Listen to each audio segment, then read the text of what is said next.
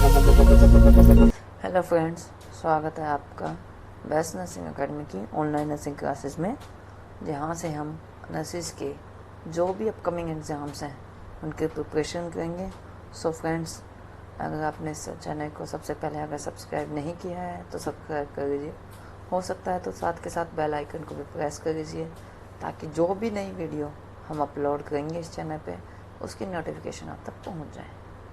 So friend, इस video को like and share भी कर दीजिए साथ के साथ, ताकि जो भी नर्सिंग ऑफिसर हमारा फ्रेंड इस वीडियो को नहीं पहुंच पाए जिस तक, उस तक भी ये वीडियो पहुंच सके। तो फ्रेंड, स्टार्ट करते हैं हम आज का ये सेशन। तो फ्रेंड, सबसे पहले हम फर्स्ट क्वेश्चन देखते हैं। फर्स्ट क्वेश्चन है हमारा, nosocomial infection is also known as. Friend, first question हमारा क्या कह रहा है कि नोज़ोकोमल इन्फेक्शन को हम तो किस नाम से जानते हैं। तो इसके ऑप्शंस हैं, option A household infection, option B waterborne infection, option C hospital acquired infection, option D airborne infection. So friend, इसका आंसर क्या होगा, पुट कीजिए। ये तो सिंपल सा क्वेश्चन है फ्रेंड्स, जो भी आज तक हमने पढ़ा उसी के बेस पे है। सो फ्रेंड, इसका आंसर पुट कीजिए।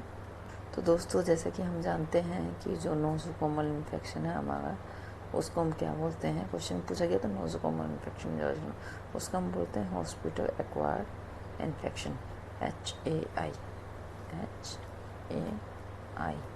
ओके, या फिर हम इसको क्या बोलते हैं, दूसरा ऑप्शन जो होता है जो नोज़ोकोमल इन्फेक्शन है उसको HAI को हम हेल्थ केयर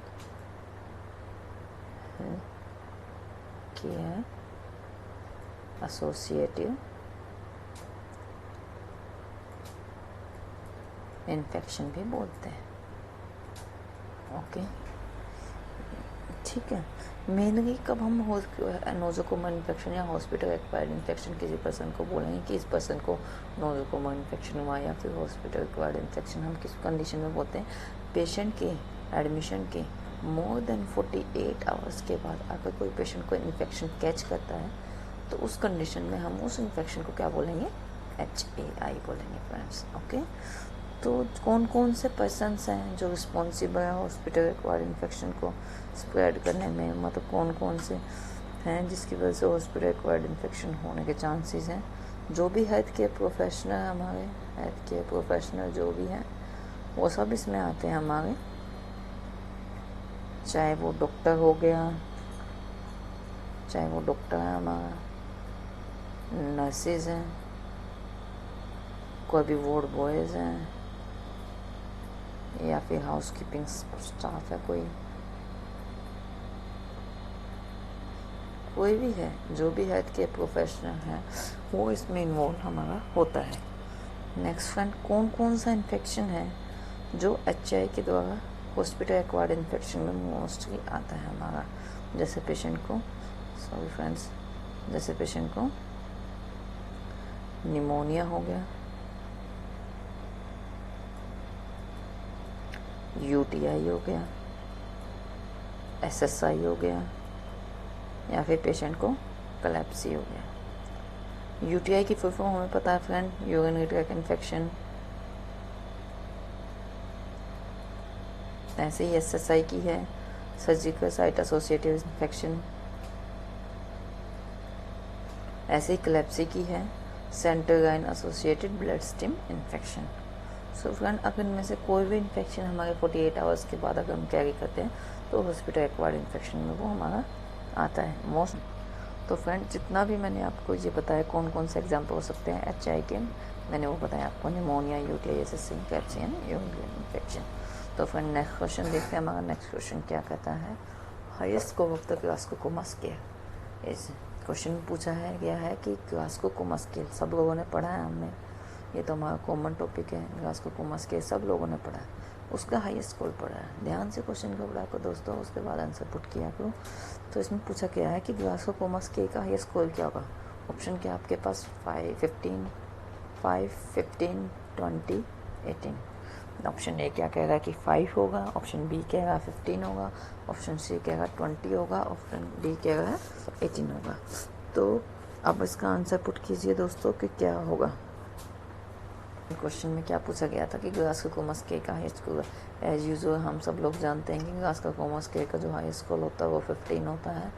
फ्रेंड्स बिल्कुल नॉर्मल तुम्हारी जनरल नॉलेज के जो तुमने आज तक नर्सिंग में पढ़ा है, सिंपल बेस क्वेश्चन है। तो फ्रेंड्स सोच के आंसर पुट कीजिए, कोई जल्दी नहीं है, टाइम लेके आंसर पुट कीजिए। तो इसका आंसर हमें पता चला कि 15 होगा। फ्रेंड्स आप लोगों ने पता होगा ग्लास को कॉमर्स के, पहले तो मुझे ये बताओ ग्लास को कॉमर्स के क्यों यूज़ किया जाता है। किसी पेशेंट के रिस्पॉन्सिवनेस को चेक करने के लिए हम क्या करते हैं, ग्लास को कॉमर्स के का यूज़ करते हैं। ओके, इसमें हम पेशेंट को 3 उसमें डिवाइड करते हैं कि पेशेंट माइल्ड है, मॉडरेट है, सीवियर है। माइल्ड में आता है 13 to 15, मॉडरेट में हमारा आता है 9 to 12 एंड सीवियर में आता है दोस्तों हमारा 3 to 8। हमने ये ग्लास को कॉमर्स के पढ़ा है फ्रेंड्स पहले भी, आप सभी को याद होगा।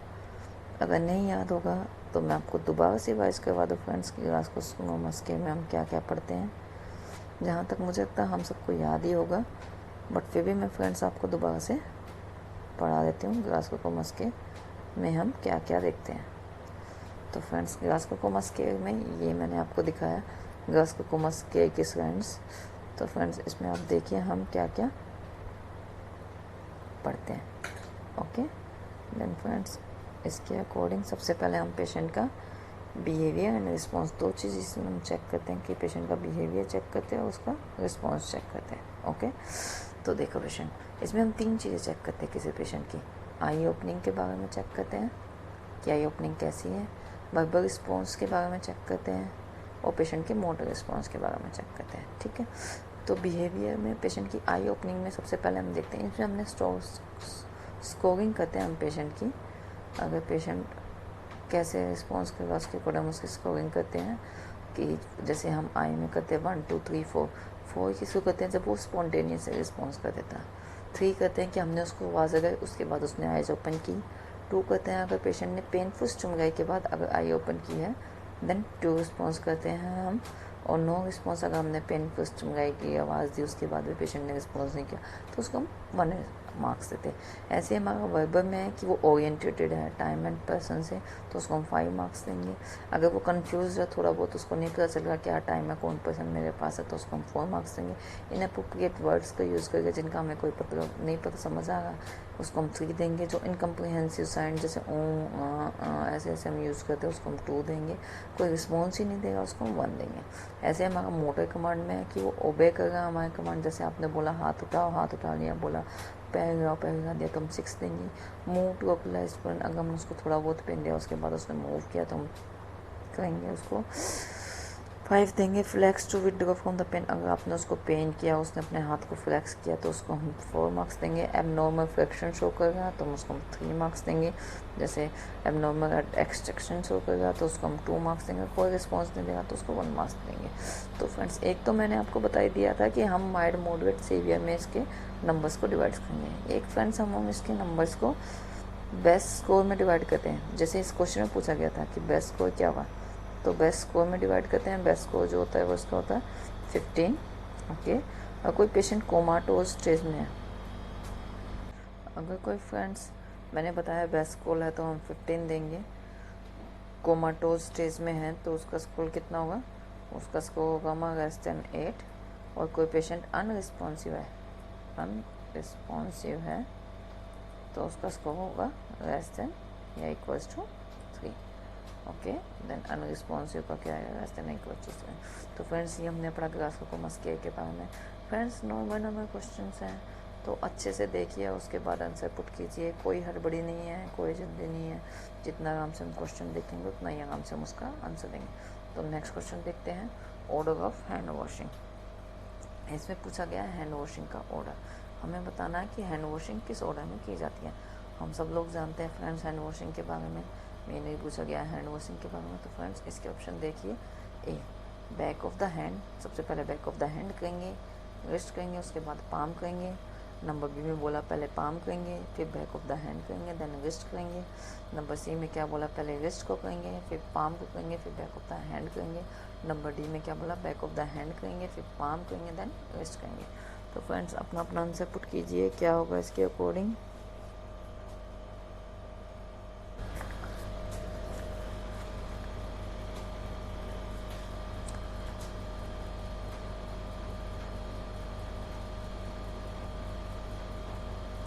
सो फ्रेंड्स इसका आंसर होगा हैंड वॉशिंग के जो मेन स्टेप है। वैसे तो फ्रेंड्स हम लोग जानते हैं हैंड वॉशिंग के कितने स्टेप हैं, 13। ओके, सम किसी बुक में 11 भी दिया हुआ है, किसी में 13 दिया हुआ है। अकॉर्डिंग टू दिस क्वेश्चन इसका आंसर होगा हमारा पाम। पहले हम पाम को करेंगे, फिर बैक ऑफ द हैंड करेंगे, उसके बाद रिस्ट करेंगे। ओके, तो फ्रेंड्स जैसे मैंने बताया हैंड वॉशिंग के स्टेप तो 13 है, ऐसे ही हमारा एक हैंड रबिंग होता है, उसके स्टेप्स फ्रेंड्स आपको पता है कितने होते हैं? चलो मैं बता देता हूँ, 8 स्टेप्स होते हैं उसके। ओके, तो फ्रेंड्स मैंने आपको बताया हैंड वॉशिंग के स्टेप और हैंड रबिंग के स्टेप। जो हैंड वॉशिंग होती है एज यूजुअल हम जानते हैं 2 टाइप की होती है, एक मेडिकल हैंड वॉशिंग होती है, एक होती है हमारी सर्जिकल हैंड वॉशिंग। ओके, क्या बता सकते हैं फ्रेंड्स हम सर्जिकल और मेडिकल हैंड वॉशिंग की टाइमिंग क्या है?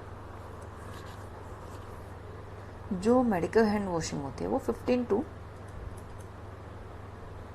30 सेकेंड के अकॉर्डिंग 15 टू 30 सेकेंड के लिए होती है फ्रेंड्स। बट जो हमारी सर्जिकल हैंड वॉशिंग है वो 2 टू 6 मिनट के लिए होते हैं। सर्जिकल हैंड वॉशिंग जो हम पूरा एल्बो तक पूरा हैंड क्लियर करते हैं, मेनली जब डॉक्टर सर्जरी करने के लिए परफॉर्म करने के लिए जाते हैं उससे पहले जो that is under in the surgical hand washing. Okay, then उसके अकॉर्डिंग हम हैंड वॉशिंग के बारे में थोड़ा बहुत डिस्कस कर लेते हैं फ्रेंड्स, क्या होता है हैंड वॉशिंग, कैसे की जाती है, उसके रिगार्डिंग भी हम थोड़ा सा देख लेते हैं।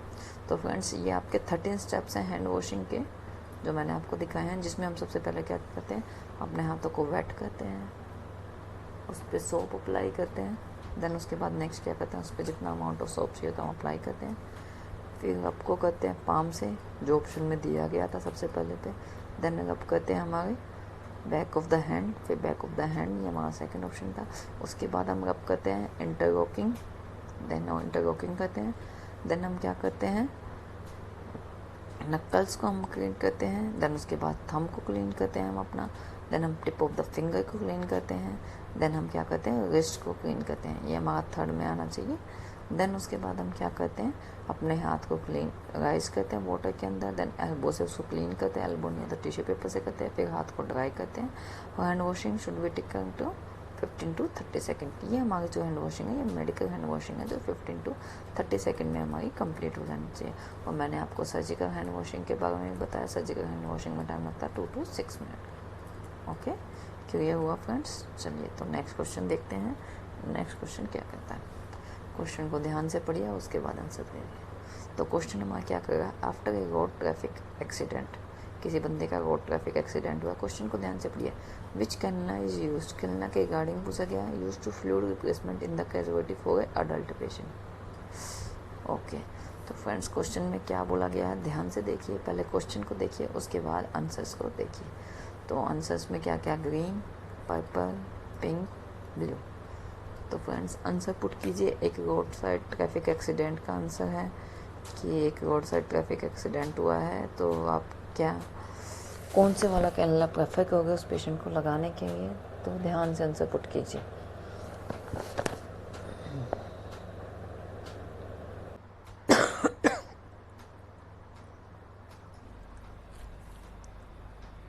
सो फ्रेंड्स क्वेश्चन को ध्यान से देख लीजिए और आंसर पुट कीजिए। क्वेश्चन में मेनली रोड ट्रैफिक एक्सीडेंट के रिगार्डिंग पूछा गया है कि हम पेशेंट को कौन से वाला, एक अडल्ट पेशेंट है जिसका रोड साइड एक्सीडेंट हुआ है और उसको हमें कौन सा कैनला यूज़ करना है फ्लूइड रिप्लेसमेंट में। तो फ्रेंड्स अच्छे से ध्यान से क्वेश्चन देखिए, नो इजी क्वेश्चन है, आप आंसर पुट कर सकते हो, तो बस ध्यान देने की बात है। उसके बाद क्वेश्चन आंसर पुट कीजिए।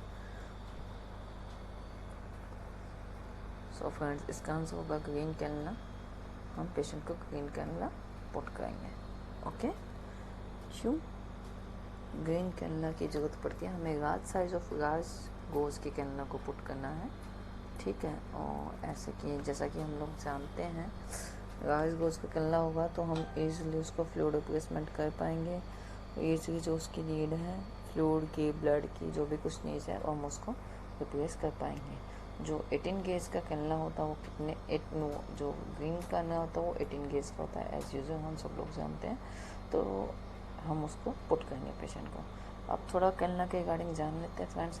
अब आप लोगों ने हमने कैनला की बात कर ही रही है तो थोड़ा कैनला के रिगार्डिंग भी जान लेते हैं कि कितने टाइप के कैनला होते हैं, कितने साइज़ के होते हैं, हमें पता होना चाहिए। अब हम इसके रिगार्डिंग पढ़ ही रहे हैं तो थोड़ा सा कैनला के बारे में डिस्कस ही कर लेते हैं ताकि हमें ईजिली याद हो। ठीक है, तो जो कैनला होते हैं वो कितने टाइप के होते हैं हमारे पास। तो सबसे पहला आता है हमारा 14 गेज का, जो कौन से उसका होता है, ऑरेंज कलर का होता है दोस्तों। हम सब लोग जानते हैं जितना छोटा साइज जितना। देन आता है हमारा 16 गेज का, जो कौन से कलर का होता है दोस्तों, ग्रे कलर का होता है हमारा। देन नेक्स्ट आता है हमारा 18 गेज का, वो हमारा कौन से कलर का होता है, अभी हमने क्वेश्चन में देखा ग्रीन कलर का होता है। देन उसके बाद आता है 20 गेज का, जो हमारा पिंक कलर का होता है। देन हमारा आता है 22 गेज का, जो ब्लू कलर का होता है। देन आता है 24 गेज का, जो हमारा कौन से कलर का होता है, येलो। देन हमारा आता है 26 गेज का, जो कौन से कलर का होता है, वायलेट कलर का होता है। ओके, तो अगर हम देखा जाए तो मतलब हमें ये भी पता होना चाहिए कि ये वाले कैनला कहाँ कहाँ हम किस में यूज़ करते हैं, हमें इसके रिगार्डिंग भी पता होना चाहिए। तो अगर आप लोगों ने देखा होगा कोई भी ट्रॉमा होता है, ठीक है, या फिर कोई हमें सर्जिकल प्रोसीजर परफॉर्म करना होता है, कोई भी ट्रॉमा या फिर सर्जिकल प्रोसीजर कोई हमें परफॉर्म करना, तो हम ये वाला कैनला यूज़ करते हैं। सेम 16 गेज का भी हम इनिकेट इसी टाइम पे यूज़ करते हैं। जो हमारा 18 गेज का वो किसी ट्रॉमा में, और उसके साथ साथ अगर हमें ब्लड ट्रांसफ्यूजन करना, क्विक ब्लड ट्रांसफ्यूजन भी कौन सा, जो क्विक वाला बीटी ट्रांसफ्यूजन करना, तो उसमें हम यूज़ करते हैं। जो पिंक वाला यूज़ होता है वो नॉर्मल IV फ्लूइड हमें देना हो या फिर नॉर्मल हमें बीटी ट्रांसफ्यूज करना है तो हम उसमें यूज़ करते हैं। जो ब्लू वाला होता है वो चिल्ड्रन में यूज़ होता है या फिर हम अडल्ट में यूज़ करते हैं। ओल्डर एज में जो आते हैं, ओल्डर अडल्ट जो होते हैं उनमें यूज़ करते हैं। ओके, देन जो येलो वाला होता है वो हम नियोनेट्स, चिल्ड्रन एंड जो ओल्ड एज एल्डरली जो पेशेंट होते हैं उनमें यूज़ हम करते हैं। और जो वायलेट है वो स्पेशली फॉर नियोनेट्स होता है।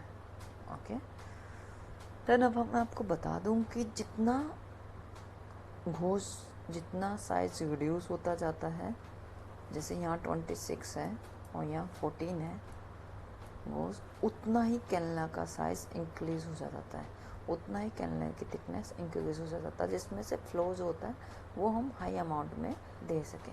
ओके, तो ये मैंने कैनला के रिगार्डिंग आपको बताया कि 14 होता है हमारा ऑरेंज, और 16 होता है हमारा ग्रे, 18 होता है ग्रीन, 20 गेज होता है पिंक, 22 होता है ब्लू एंड 24 होता है येलो एंड 26 फॉर वायलेट। मैंने आपको ये भी बताया कि कहाँ का कौन सा यूज़ करना है। तो फ्रेंड्स, मेरे को उम्मीद है आपको समझ आ ही गया होगा। तो अब नेक्स्ट क्वेश्चन देखते हैं। Breast milk can be stored at room temperature for how many hours. Question में ब्रेस्ट मिल्क के रिगार्डिंग पूछा गया है। हम लोगों ने बहुत बार पढ़ा, ब्रेस्ट मिल्क के रिगार्डिंग पूछा गया, उसको रूम टेम्परेचर पे हम कितने आवर्स के लिए स्टोर कर सकते हैं। तो ऑप्शन क्या क्या हमारे पास, option A 8 hours, option B 5 hours, option C 4 hours, option D 1/2 hours. तो फ्रेंड्स, सोच के आंसर पुट करना। ब्रेस्ट मिल्क के रिगार्डिंग हमने पढ़ा हुआ है तो ध्यान से आंसर पुट करना।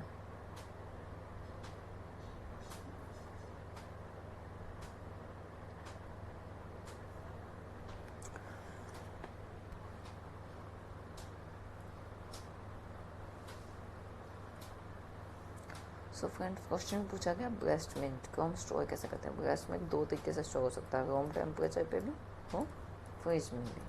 हमारे क्वेश्चन में क्या पूछा गया, रूम टेम्परेचर पे। तो रूम टेम्परेचर में जो होता है फ्रेंड्स, ब्रेस्ट मिल्क क्या होता है, 4 आवर्स के लिए स्टोर किया जाता है, 4 आवर्स के लिए।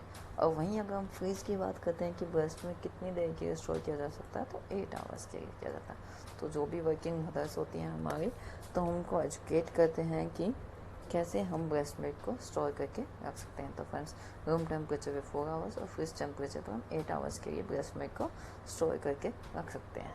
ओके, क्वेश्चन को ध्यान से पढ़ा को दोस्तों, उसके बाद आंसर पुट किया को।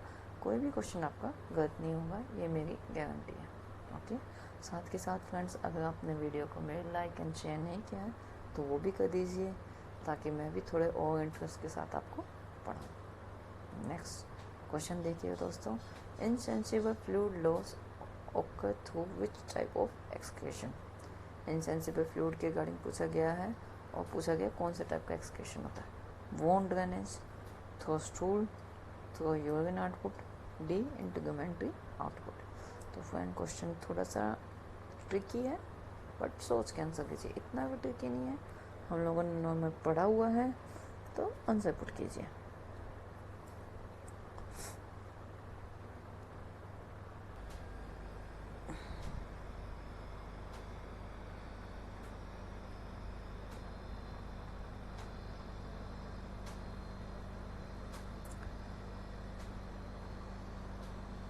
तो फ्रेंड इनसेंसिबल फ्लूइड लॉस कौन से टाइप का एक्सक्रीशन होता है, ये हमारा होता है इंटीग्यूमेंट्री आउटपुट।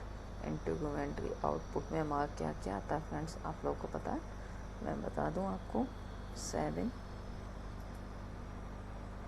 ठीक है, देन स्वेट एंड अदर जो हमारा वेस्ट प्रोडक्ट निकलता है बॉडी से, दैट इज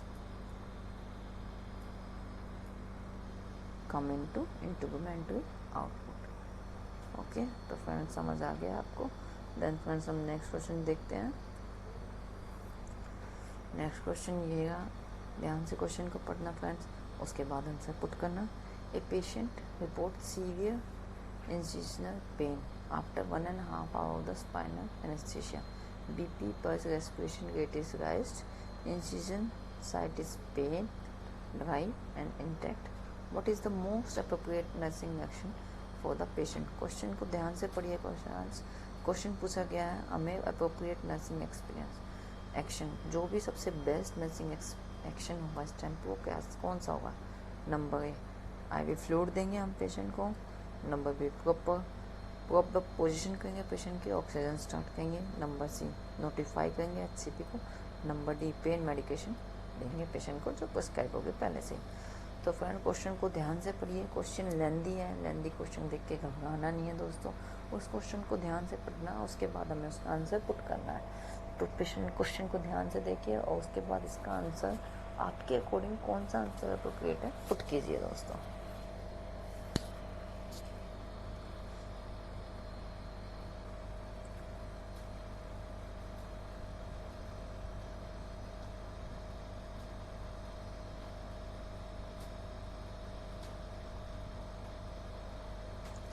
तो फ्रेंड अगर क्वेश्चन को देखें कि कोई पेशेंट इंसिजनल पेन बता रहा है, 1.5 घंटा हो चुका है उसकी सर्जरी को, उसके बाद वो इंसिजनल पेन बता रहा है। अगर हम इंसिजन साइड देख रहे हैं वो ठीक है, पेल है, ड्राई है, इंटेक्ट है, वहाँ से कोई वो नहीं है। यहाँ देखा जाए तो पेन की वजह से पेशेंट के BP, पल्स और रेस्पिरेशन इंक्रीज हो गया। तो अब हम क्वेश्चन में पूछा गया मोस्ट अप्रोप्रिएट एक्शन। तो फ्रेंड्स इसमें पूछा गया है कि हम IV फ्लूइड स्टार्ट करेंगे। IV फ्लूइड इतना नेसेसरी नहीं है कि पेशेंट को पेन होगा हम सबसे पहले IV फ्लूइड दें, this is not necessary. Proper position start oxygen, यहाँ कोई प्रॉपर पोजीशन करने की ज़रूरत नहीं है, मुझे नहीं लगता ऑक्सीजन स्टार्ट करने की ज़रूरत नहीं है। कहीं लिखा नहीं है कि पेशेंट को हाइपोक्सिया हो गया, ऑक्सीजन डाउन हो गया पैसे, तो ऐसा कुछ लिखा नहीं हो। जो BP, पल्स, रेस्पिरेशन पेशेंट का राइज है वो पेन की वजह से नोटिफाई करेंगे HCP के, हमें हेल्थ केयर प्रैक्टिशनर को नोटिफाई करना है, ये जरूरी है। बट उससे पहले हमें पेशेंट को पेन मेडिकेशन देनी है, जो सबसे पहले हमें ऑर्डर मिल चुकी है, हमें पहले से ही प्रिस्क्राइब है पेन मेडिकेशन, वो हमें पेशेंट को देनी है। क्योंकि यहाँ हम देखें तो पेशेंट को इंसिजनल पेन की वजह से पेशेंट की ये सब कंडीशन हुई है, तो हम पेन को कम करेंगे तो शायद पेशेंट को कंफर्ट होगा। तो हम सबसे पहले क्या करेंगे, पेशेंट को पेन मेडिकेशन देंगे, देन हम नोटिफाई करेंगे HCP को, जो कि हमें करना चाहिए। उसके बाद जो भी वो बोलता है हमें वो फॉलो करना चाहिए। ओके, यहाँ हम मुझे पता चल रहा है फ्रेंड्स, आप सबने प्रॉपर पोजीशन स्टार्ट ऑक्सीजन लिखा था, but proper position start oxygen में कहीं हमें मेंशन नहीं है कि पेशेंट का SpO2 ड्रॉप हो गया, पेशेंट को ब्रेडिकार्डिया हो गया, एनीथिंग एल्स विच सस्पेक्ट के पेशेंट को O2 की ज़रूरत है, ऐसा कुछ मेंशन नहीं है। यहाँ बस पेशेंट के BP, pulse and respiration rise हो गए थे, उनका मेन रीज़न हो सकता है कि पेशेंट को पेन की वजह से राइज हुई। यहाँ मेंशन भी है कि पेशेंट को पेन है। तो फ्रेंड्स इसका आंसर क्या होगा, हमारे अकॉर्डिंग डी इसका आंसर होगा। Okay, then friend next question देखते हैं क्या हमारा नेक्स्ट क्वेश्चन है आपकी स्क्रीन पे। देखिए फ्रेंड्स क्या दिया गया है, अगर मेरे चैनल को सब्सक्राइब नहीं किया है तो प्लीज़ सब्सक्राइब कीजिए, ताकि मैं आपको और भी अच्छे से अच्छे वीडियो दे सकूँ, अपडेट कर सकूँ आपको जो भी है। और फ्रेंड्स, जो भी आपके डाउट्स है वो आप कमेंट सेक्शन में मेंशन कीजिए, सेंड कीजिए, ताकि मैं आपको उनके भी आंसर्स प्रोवाइड करवा सकूँ। तो फ्रेंड्स चलो नेक्स्ट क्वेश्चन देखते हैं हम। Maslow hierarchy needs is include. Maslow hierarchy needs हम लोगों ने पढ़ी हैं, कहाँ पढ़ी आप लोग को पता है, साइकेट्रिक में हमने पढ़ी है। तो मैस्लो हायरार्की नीड्स कौन कौन सी चीज़ें इंक्लूड करती है उसको बताना है आप लोगों को। मैस्लो हायरार्की नीड आपको याद होगी तो आप इजीली बता सकते हो। नंबर ए क्या है, सेल्फ एस्टीम के बारे में। नंबर बी क्या है, सेल्फ एक्चुअलाइजेशन के बारे में। नंबर सी क्या है, फिजियोलॉजिकल नीड। और नंबर डी क्या है, ऑल ऑफ अबव।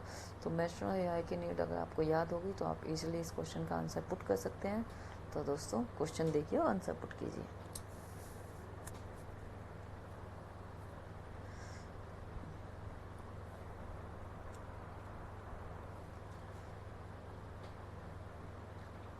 तो फ्रेंड, जो मैस्लो हायरार्की नीड्स है आप लोगों ने पढ़ा होगा, ह्यूमन नीड के अकॉर्डिंग एक पिरामिड बनाया था।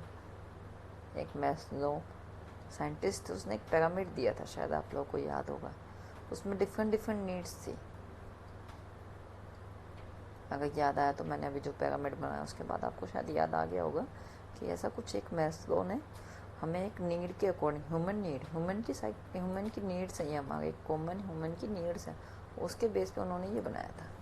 जो मेनली मैस्लो ने क्या दिया था, अगर आप देखोगे तो ये एक पिरामिड उन्होंने दिया था, जिसमें सबसे पहले हमारी जो फर्स्ट नीड आती होती है वो है, फर्स्ट नीड जो होती है वो आती होती है फिजियोलॉजिकल नीड, जिसमें हमारी क्या आती है, breathing, food, water, shelter, clothing and sleep. ये हमारी फिजियोलॉजिकल नीड जो सबसे पहले नीड होती है हमारी। देन उसके बाद सेकंड नीड आती है हमारी सेफ्टी एंड सिक्योरिटी, जिसमें हमारा हेल्थ आता है, एम्प्लॉयमेंट आती है, प्रॉपर्टी आती है, हमारी फैमिली मेम्बर्स आते हैं, हमारे सोशल भी आते हैं। नंबर 3 में आते हैं लव एंड बिलोंगिंगनेस आती है, जिसमें हमारी फ्रेंडशिप आती है, फैमिली आती है, इंटीमेसी आती है और सेंस ऑफ कनेक्शन आते हैं। ठीक है। नंबर 4 क्या आता है हमारा सेल्फ एस्टीम, जिसमें हमारा कॉन्फिडेंस आता है, अचीवमेंट हमने क्या किया वो आता है, रिस्पेक्ट ऑफ अदर आता है, and the need of unique, हमें यूनिक बनने के लिए वो रहता है। ठीक है। देन फिफ्थ क्या आता है, सेल्फ एक्चुअलाइजेशन की नीड आती है, जिसमें हमारी मोरालिटी आ जाती है, क्रिएटिविटी आ जाती है, हमारा टेंस हो सकता है, एक्सपीरियंस पर्पज हो सकता है, मीनिंग होता है, इनर पोटेंशियल हम इसमें फाइंड आउट करते हैं। तो ये मैस्लो ने सर हमारा एक हायरार्की नीड्स दी थी। ठीक है। तो ये हमारी मेनली ह्यूमन की नॉर्मल है। कब दिया था मैस्लो ने, अगर आप लोग को याद हो तो 1943 में मैस्लो ने ये हायरार्की नीड दी थी हमें। तो अभी मैंने आपको बता दिया मैस्लो की कौन कौन सी हायरार्की नीड्स थी, मेरी 5 नीड्स थी हमारी, तो उसके अकॉर्डिंग मैंने आपको बता दिया। तो अब इस क्वेश्चन का आंसर आपको समझ आ गया होगा कि क्या होगा, तो आप समझ ही गए होगे, डी हो गया, ऑल ऑफ द अबव। हमारे इस पिरामिड में सबसे ऊपर आता है सेल्फ एस्टीम, यहाँ था हमारा एक्सटर्नाइजेशन, सबसे नीचे आता हमारा फिजियोलॉजिकल नीड, बीच में हमारा क्या क्या था, love and belongingness, safety and security, then हमारा लव एंड बिलोंगिंगनेस आता है। ओके, ये आपका पिरामिड्स आप देख लीजिए, this one is pyramid. Okay, मैंने आपको समझा दिया। तो फ्रेंड्स, अगर आपने इस वीडियो को लाइक नहीं किया है तो लाइक कर दिए और साथ के साथ शेयर भी कर दीजिए, ताकि जो भी हमारे फ्रेंड्स इस वीडियो तक, जिन तक उनकी वीडियो नहीं पहुंच पाई हैं, उन दोस्तों तक ये वीडियो पहुंच जाए और वो भी हमारी पढ़ाई हुई चीज़ों का फ़ायदा उठा सकें। तो नेक्स्ट क्वेश्चन देखते हैं दोस्तों। Upper segment and lower segment ratio in 3 years old child is. Question में अपर एंड लोअर सेगमेंट रेशियो के बारे में पूछा गया है। डायरेक्ट बेस्ड क्वेश्चन है, आंसर पुट कीजिए क्या होगा। ऑप्शन में क्या क्या दिया हुआ है, option A 1:1:3, option B 1:6, option C 1:1, option D 1:2। तो फ्रेंड आंसर पुट कीजिए, इसका आंसर क्या होगा।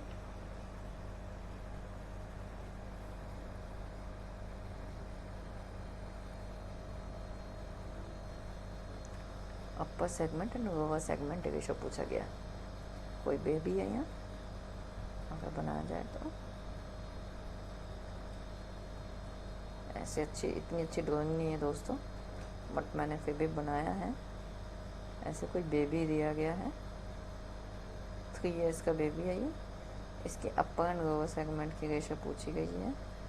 तो आंसर पुट कीजिए, 3 years का बेबी है ये। ओके।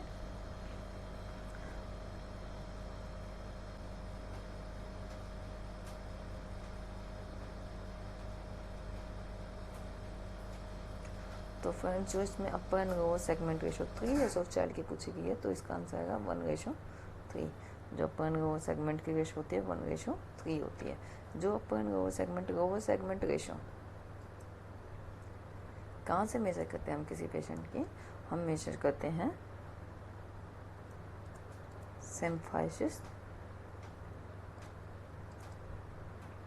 प्यूबिस से हील तक की, तो हील तक की हम कोई हाइट जो मेजर करते हैं दैट वो आती है लोअर सेगमेंट। ओके। अब मैं आपको कुछ बताऊं तो फ्रेंड्स, अगर मैं आपको बताऊं तो हम मेनली चेक करते हैं जो अपर एंड लोअर सेगमेंट रेशो है वो हमारी डिफरेंट एज पे डिफरेंट होती है। थोड़ा सा इसके रिगार्डिंग बात कर लेते हैं। तो डिफरेंट होती है, मैंने जैसे बताया। अगर हम एट बर्थ की बात करें दोस्तों, तो एट बर्थ पे जो ये रेशो होती है 1.7:1 होती है। ओके। अगर हम वही 3 ईयर्स पे बताएं तो मैंने आपको बताया, और वहीं अगर हम 7 ईयर्स पे बात करें दोस्तों, तो ये रेशो 1:1 में आ जाती है। ओके, मैंने आपको बता दिया है। देन हम नेक्स्ट क्वेश्चन देखते हैं दोस्तों। नेक्स्ट क्वेश्चन हमारा क्या कह रहा है, देखते हैं। ये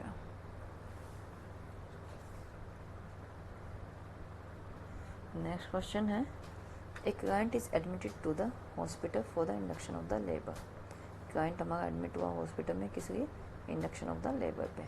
ऑनिंग to a gestation of 42 weeks के gestation confirm by the date and USG के द्वारा हमने कंफर्म किया। When she is dilated 3 centimetre, she had construction of 70 second, she is receiving oxytocin, then nurse first intervention. Question के last में ध्यान से देखिए, पूछा गया नर्स का सबसे पहला इंटरवेंशन क्या होगा। तो दोस्तों आंसर पुट कीजिए कि हमारा इसमें इंटरवेंशन क्या होगा। सबसे पहले ए, नोटिफाई करेंगे HCP को। बी, टर्न ऑफ कर देंगे IV ऑक्सीडेशन। सी, चेक करेंगे FHR। डी, प्रिपेयर करेंगे फॉर डिलीवरी। तो क्वेश्चन को ध्यान से पढ़िए, थोड़ा लेंथी क्वेश्चन है बट क्वेश्चन आसान है। आप लोग क्वेश्चन को ध्यान से पढ़ेंगे तो इसका आंसर पुट कर सकते हैं। ये क्वेश्चन आपका मैंने बताया 2023 एम्स के एग्ज़ाम में आया था, तो वहाँ आप लोग इस क्वेश्चन को ध्यान से देखे आए होंगे। तो फ्रेंड्स, क्वेश्चन को ध्यान से देखिए और आंसर पुट कीजिए।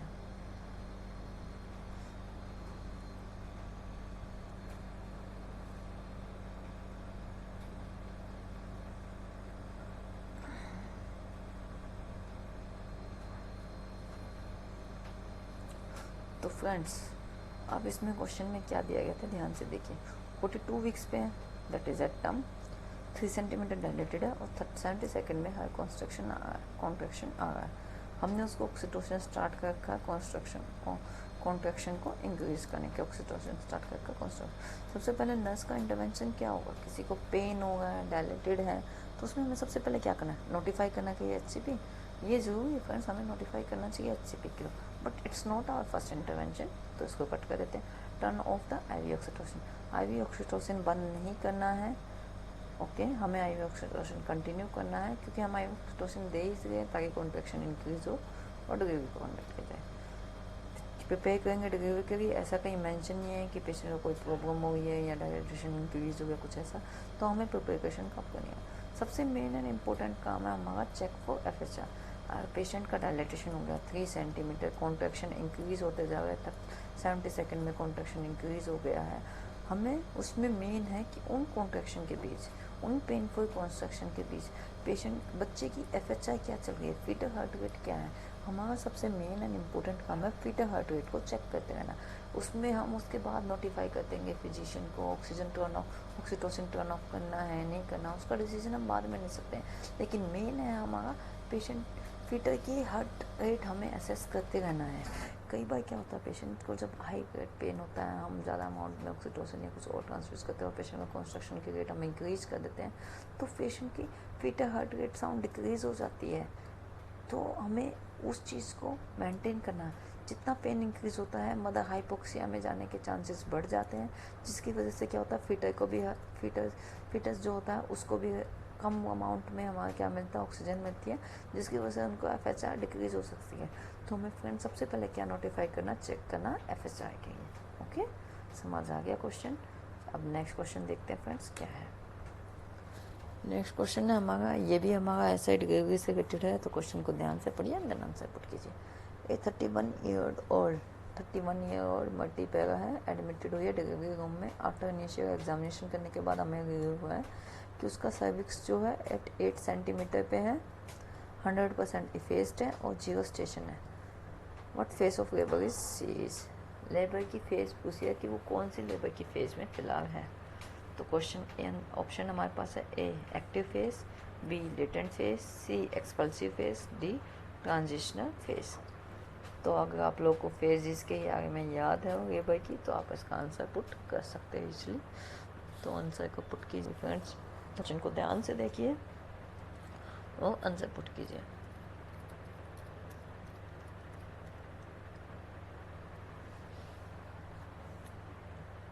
तो फ्रेंड्स इसमें हम आंसर मेनली देंगे, मैंने आपको बताया आपको फेज़ पता करनी है, तो फेज़ आपकी मेनली किस पे डिपेंड होगी, आपका सर्विस कितने सेंटीमीटर डायलेटेड है, कितना इफेस्ड है और क्या स्टेशन पे है।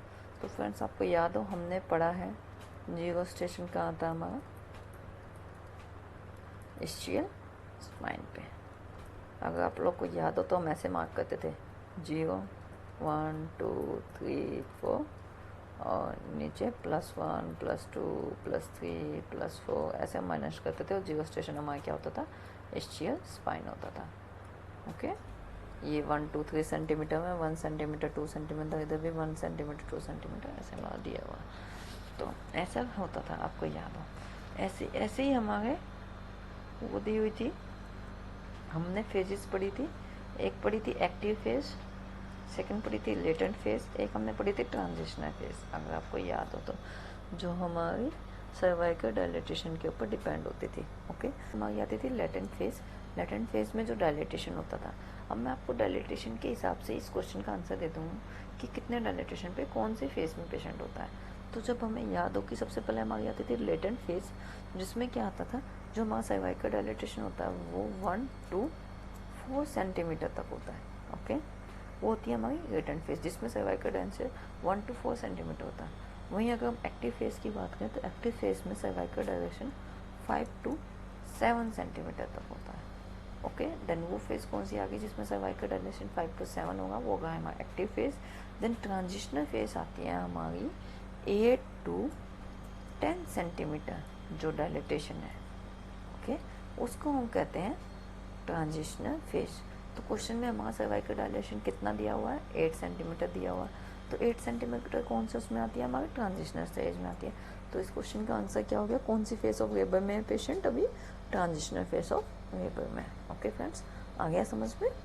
तो फ्रेंड्स अगर आपने अब तक इस वीडियो को लाइक एंड शेयर नहीं किया है, कृपया करके फिर वीडियो को लाइक एंड शेयर कर दीजिए, ताकि जितने मेरे भाई बंधु नर्सिंग स्टाफ अब इस वीडियो को नहीं देख पा रहे हैं उन तक भी ये वीडियो पहुंच जाए और वो भी अपनी नॉलेज को इंक्रीज करे इस वीडियो को देख के। चलिए दोस्तों नेक्स्ट क्वेश्चन देखते हैं। नेक्स्ट क्वेश्चन क्या है, नेक्स्ट क्वेश्चन ये, the temperature required for autoclaving is, सीधा साधा क्वेश्चन है। ऑटोक्लेविंग का टेम्परेचर पूछा गया है कि कितना नीड होती है हमें, तो इसका तो आंसर हो सकता है, सब लोग फटाफट पुट कर देंगे। ऑप्शन है 160, option B 120, option C 150, option D 150। तो फटाफट आंसर पुट कीजिए दोस्तों, कितना टेम्परेचर होना चाहिए ऑटोक्लेविंग का। मुझे नहीं लगता इसका कोई आंसर गलत पुट करेगा, आप सभी लोग इसका आंसर फटाफट जल्दी पुट कर देंगे और सही भी पुट करेंगे। तो फ्रेंड्स इसका आंसर होगा बी 121 डिग्री सेल्सियस, जो आइडियल हमारा क्या है टेम्परेचर है ऑटोक्लेविंग के लिए। हम सब लोग जानते हैं ऑटोक्लेविंग क्या है, एक स्टरलाइजेशन मेथड है, हम सब लोग जानते हैं, ठीक है। बट हम लोग ये नहीं जानते कि हम लोग मॉइस्ट हीट में स्टरलाइजेशन का कौन सा मेथड है जो मॉइस्ट हीट वाला मेथड है। स्टरलाइजेशन के भी डिफरेंट टाइप ऑफ मेथड है, हमने पढ़ा है, उसमें मॉइस्ट हीट वाला जो स्टरलाइजेशन आता है उसका पार्ट है एक ऑटोक्लेविंग, ठीक है। बट ऑटोक्लेविंग का जो टेम्परेचर होता है वो डिफरेंट डिफरेंट टाइम पे डिफरेंट डिफरेंट उसके लिए होता है, कि मतलब 90 मिनट्स के अलग टेम्परेचर होता है, 22 में। तो जो हम, अगर मैं डायरेक्टली वे में बोलूँ, जो मैं बोलना चाहूँ कि जो ऑटोक्लेविंग का टेम्परेचर होता है, टेम्परेचर वो डायरेक्टली प्रोपोर्शनल होता है 1 में टाइम। जो ऑटोक्लेविंग का टेम्परेचर मैंने आपको बताया डायरेक्टली प्रोपोर्शनल होता है 1 में टाइम। ओके, इसका मतलब हुआ मैं डिफरेंट डिफरेंट टाइप पे डिफरेंट डिफरेंट टाइम में टेम्परेचर अलग अलग होता है और प्रेशर भी अलग अलग होता है। अगर मैं आपको बताऊँ, यहाँ हम टेम्परेचर लिख लेते हैं, यहाँ हम टाइम लिख लेते हैं और यहाँ हम प्रेशर लिख लेते हैं। तो मैं आपको बताऊँ, अगर हम ऑटोक्लेविंग को 100 डिग्री सेल्सियस पे वो करते हैं, ऑटोक्लेविंग का टेम्परेचर हम 100 डिग्री सेल्सियस करते हैं, अगर हम ऑटोक्लेविंग का टेम्परेचर 100 डिग्री सेल्सियस करते हैं तो कितने, सॉरी, ओके, मैंने आपको बताया अगर ऑटोक्लेविंग का टेम्परेचर 100 डिग्री सेल्सियस है तो उसके लिए हमें टाइम कितना रिक्वायर्ड होगा, हमें 90 मिनट का टाइम रिक्वायर्ड होगा। किसी भी चीज़ को स्टरलाइज करने के लिए 90 मिनट चाहिएगी। और उस टाइम पे प्रेशर कितना होगा, GOILBS होगा। ओके, अगर टेम्परेचर 110 डिग्री सेल्सियस कर दिया जाए ऑटोक्लेविंग का तो हमें 60 मिनट रिक्वायर्ड होगी किसी भी आइटम को स्टरलाइज करने के लिए। और उसमें प्रेशर कितना होगा उस टाइम पे 5 LBS होगा। ओके, वहीं अगर हम दोस्तों बात करते हैं, अगर टेम्परेचर 116 डिग्री सेल्सियस कर दिया जाए तो यहाँ हमें जो टाइम रिक्वायर्ड होगा वो 30 to 40 मिनट का टाइम रिक्वायर्ड होगा।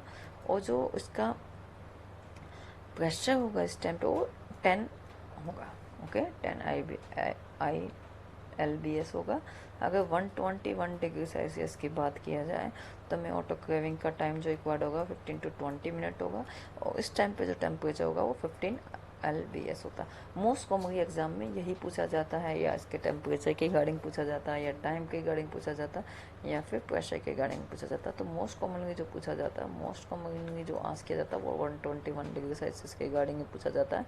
इसके अलावा आगे भी होता है। अगर 126 डिग्री सेल्सियस की बात की जाए तो 10 मिनट्स के हमें टाइम रिक्वायर्ड होता है और 20 LBS का हमें प्रेशर देना होता है। वहीं अगर हम 135 डिग्री सेल्सियस पे अगर हमने किसी ऑटोक्लेविंग किया है, कोई मेथड स्टरलाइजेशन के लिए यूज़ किया तो 3 मिनट्स का टाइम रिक्वायर्ड होता है। यहाँ जो LBS का टेम्परेचर जो प्रेशर जो इंक्रीज हो जाता है वो 30 LBS हो जाता है।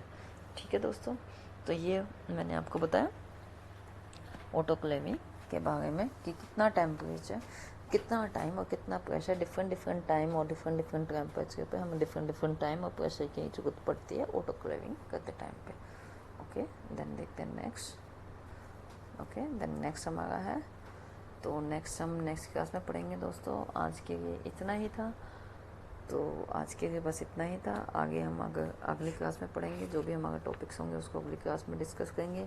अगर आपको मेरी ये वीडियो पसंद आई है तो लाइक एंड शेयर कर दीजिए। जो भी हमारे नर्सिंग फ्रेंड्स हैं, जो भी हमारे नर्सिंग ऑफिसर्स हैं, इस वीडियो को नहीं देख पाए उन तक भी ये वीडियो पहुंच जाए और मुझे भी साथ के साथ एक मोटिवेशन मिल जाए। अगर आप मुझे ज़्यादा से ज़्यादा सब्सक्राइब करोगे तो मुझे भी और ज़्यादा मोटिवेशन मिलेगा न्यू वीडियो बनाने के लिए। तो फ्रेंड्स, जो भी है, आपको अगर इस वीडियो में कोई क्वेश्चंस हैं, आपकी कोई क्वेरी है तो आप कमेंट सेक्शन में क्वेश्चन पुट कीजिए। नेक्स्ट वीडियो में I will solve that questions. तो फ्रेंड्स, तब तक के लिए मैं आशा करती हूँ कि आप खुश हैं, मस्त रहें। अगली क्लास में मिलते हैं फ्रेंड्स, तब तक के लिए बाय बाय, गुड नाइट।